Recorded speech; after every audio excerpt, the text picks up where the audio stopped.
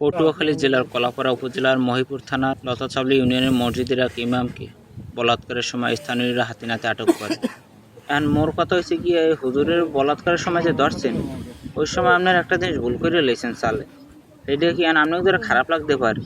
ওই সময় হুজুরের কেলাটা ধরে টাইনিয়া খেলে হিরে লাইতেন, ওই কেলা যে আর জীবনের তরে শেষ করে দিতেন, ওই কেলা যে জীবনের তরে আর না দাঁড়াইতে পারে, ওইরকম অবস্থা করে দেওয়া উচিত। তাহলে মনে করেন আর যারা আরও আছে না সমাজে এরকম লুকিয়ে লুকিয়ে করছে এরকম অপকর্ম, হ্যাগো একটু শিক্ষা হইতে।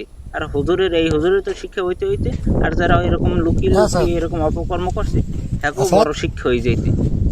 না বাবু, এটা আমার করা যাইবে না, যে আজ জনসম্মুখে যদি ধরা পড়ি তাহলে একাল মোর কেলা ধরি একাল হেঁটে লাইবে, এটার যন্ত্রণা একাল শেষ করে দেবে। ওই কেলার আর দাঁড়ানোর কোনো সুযোগ নেই। আপনাকে উচিত আসলে ওই হুজুরের কেলাটা টাইনে হিরিয়ে দেওয়া উচিত।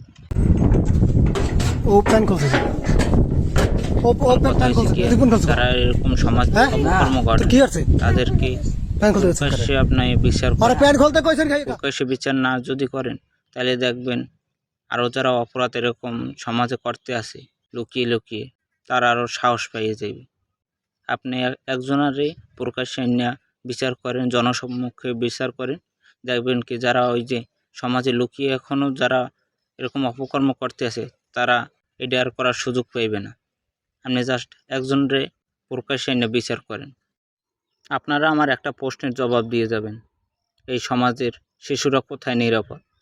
না শিক্ষকদের কাছে, না মাদ্রাসা হুজুরদের কাছে, না পিতামাতার আশ্রয় কেন্দ্রে। এই ছোট্ট ছোট্ট কোমলমতির শিশুদের নানাভাবে ফুসকিয়ে যে নানা অপকর্ম করছে দিন দিন, এটা আসলে কোনোভাবেই মানার মতো না।